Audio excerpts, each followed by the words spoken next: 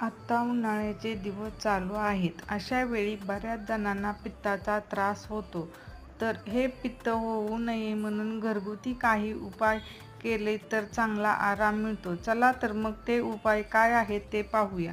1 number, जेवण केल्यानंतर थोडासा गूळ खावा. 2 नंबर, सकाळी उपाशी पोटी 2 ग्लास कोमट पाणी प्यावे. 3 नंबर, जेवण केल्यानंतर लवंग चघळल्यानेही पित्त कमी होते.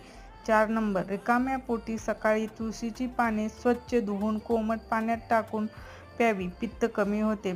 5 कोऱ्या चहात लिंबू पिळून पिल्याने पित्त कमी होते. 6 जेवल्यानंतर हाफ चमचा बडीशेप खावी, पित्त कमी होते.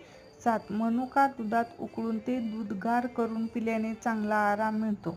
अशाच नवनवीन टिप्स आणि शॉर्ट रेसिपीचे व्हिडिओ पाहण्यासाठी किचन कट्टा या यूट्यूब चॅनलला आत्ताच सबस्क्राईब करा. पुन्हा भेटूया नवीन व्हिडिओमध्ये. धन्यवाद.